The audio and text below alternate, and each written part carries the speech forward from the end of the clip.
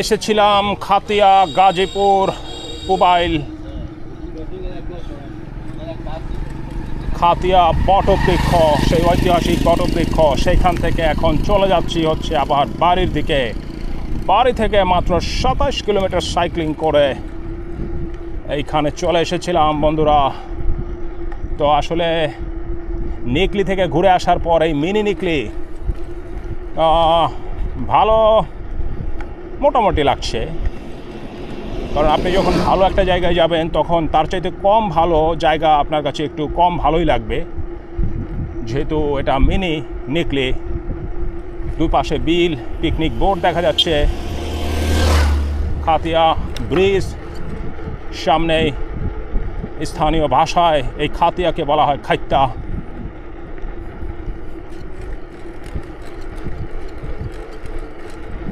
ধীরে ধীরে চলে যাচ্ছি,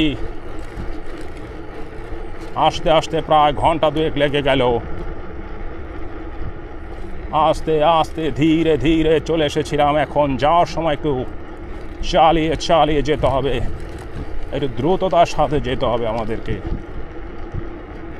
শুক্রবার দিন,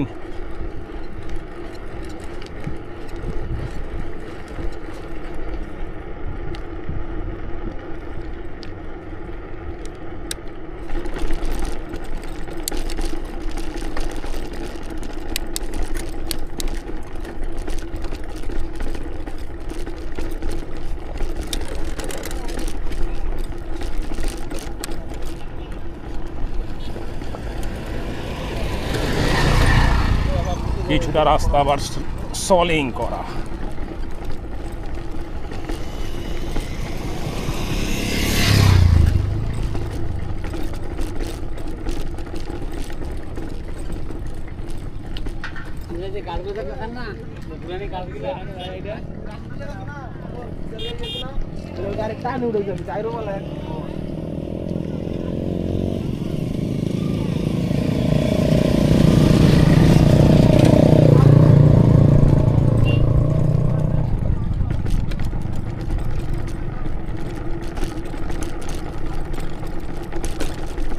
যারা মোটর সাইকেলে আসেন তাদের কথা ভিন্ন, কিন্তু আমরা যারা চর্বি গলিয়ে চাকা ঘুরিয়ে আসি, চলাফেরা করি, তাদের কথাটা কিন্তু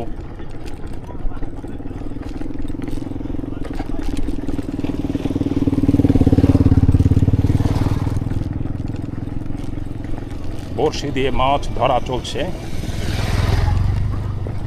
অনেকে মোটর সাইকেল যোগে এসেছেন, কেউ বাইসাইকেল যোগে এসেছেন। কতটুকু রাস্তা সলিং। ওয়ান্স আপন এ টাইম, এক সময় আমাদের অধিকাংশ রাস্তাঘাট সলিংয়ের ছিল। এখন যোগাযোগ ব্যবস্থা অনেকটা উন্নত হয়েছে। এই যে আমরা আবার পিচ ঢালাই সড়কে চলে এসেছি।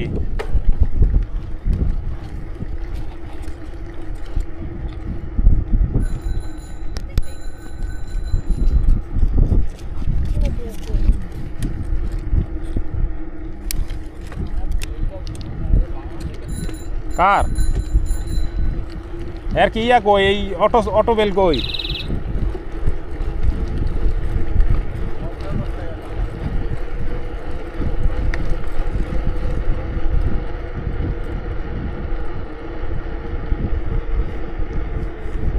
এই গাছে তো এখনো তাল আছে। আষাঢ়ি ও বাতি হয়ে গেছে।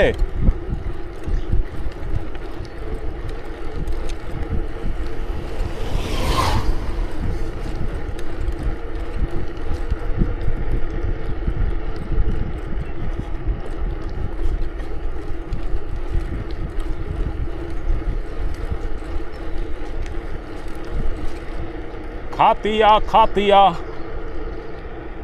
গাজীপুর পুবাইল খাতিয়া।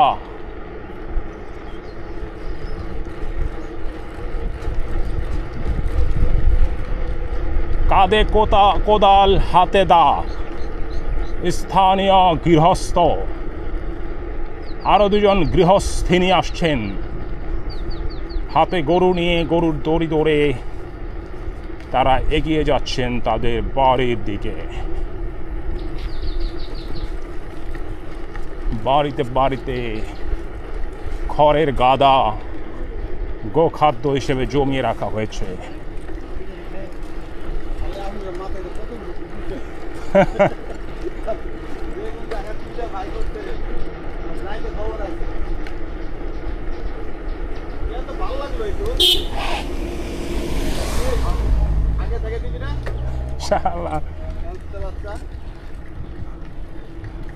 মনে করছে কেউ নাই।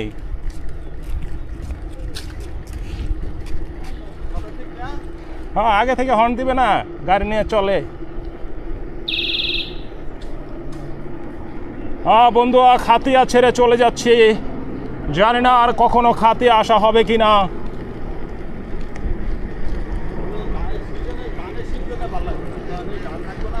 হ্যাঁ, ধানের সিজনে ভাল লাগবে না। হ্যাঁ